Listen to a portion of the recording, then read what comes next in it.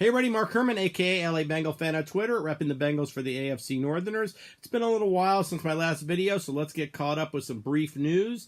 And and then we'll do a little draft projection here. So first, we signed Matt Barkley. Shouldn't be a big surprise.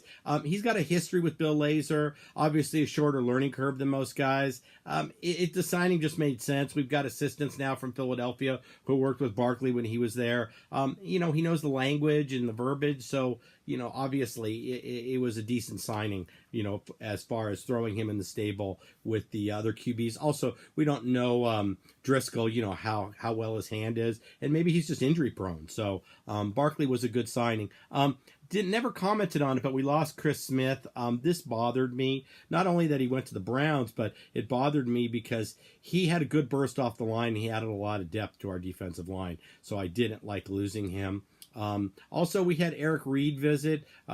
Said all the wrong things, so he wasn't offered a contract, and he's still unemployed. One of the top safety free agents, and, if you're going to be a distraction, no one's going to sign you. I don't understand the whole thinking of where we think it's inappropriate to ask questions whether these guys are going to be a game time distraction. I don't see where that's an inappropriate question. I'm not asking him what their political stances are. Just don't bring your politics onto the field. If you're an actor promoting a movie, you can't go out. You can do whatever you want on your own time, but when you're out promoting the movie, promote the movie. You can't be pushing your political agenda on the Tonight Show when you're promoting a movie, and that's going to lose work for you. So if you're, I don't understand this whole thing where we think it's inappropriate to ask somebody if they're going to kneel during the anthem. If you're going to be a distraction, we don't want you. End of story. End of story. So I really hope that the NFL prevails in this collusion lawsuit and this just all goes away because it's all not news and it's not football. So, I just don't understand the thinking in today's world. Let's jump right into the draft. DGBG was asking whether we were going to go lineman, and if we didn't go lineman, would we go defensive lineman or tight end in the second round? First of all, tight end's not an area of need. Neither is defensive line. If we pick up somebody, it's because we like the guy, and it's going to be a day 3 pick. That's simple.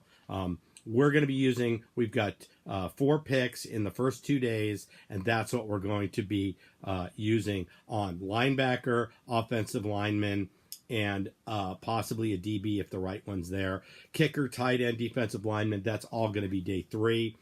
And I don't like to speculate about who's going to be there because looking at last year's draft, who would have ever thought that Carl Lawson would be there in the 4th round? None of us. Nobody did. So just the fact that he was there, it just shows you how it's just a waste of time to sit and analyze it. It's a fluid situation. You've got to take it as it goes. I see us going offensive line 1st round unless the right player falls to us. It's kind of like when we drafted Tyler Eifert. We drafted Tyler Eifert because Duke Tobin said they never imagined he would be there in that late in the draft when he was there. And it's going to be the same thing here. If a Denzel Ward or a Derwin James falls to us, and those guys are supposed to be gone by 10 or 12, if they fall to us, I see us jumping on it. A linebacker, Tremaine Edwards, Smith out of Georgia, if they fall to us, I don't see it happening. But if they were to be there at 21, I see us jumping on one of those guys. Other than that, we'll take probably the best offensive lineman that's available. And because center is such a big need for us, I think we take Ragnow because he's definitely gone. There's going to be a quality tackle for us there in the 2nd round. So I really see us probably grabbing the center position first and taking Ragnow out of Arkansas, who's hands down the best center in this draft. So I see that's where I see us heading. And then we could pick up, maybe an Orlando Brown in the 2nd or 3rd round. We could pick up a Colton Miller. I mean, you have to just see who's there. Linebacker wise, we could pick up Nazwahu from USC. He'll probably be there 2nd or 3rd round. So it's gonna be a fluid situation. You have to see where the runs are. As a Bengal fan and sitting at 21, we need as much mayhem as possible to take place in the first 12 or 15 picks. We need many teams trading up. I would love to see 5 quarterbacks go in the top 10 or 12 picks. Somebody trading up and taking Lamar Jackson. Would love to see it. Because what that means is that a 5 to 10 falls into 10 to 15. A 10 to 15 falls down to us. And that's when you're going to see possibly a Derwin James being there for us, you know, or a Smith or an Edwards at linebacker being there for us. But I really think we're going to wind up, if everything goes as planned and there's no big surprises and nobody drops that I just mentioned, we probably go Ragnow first round.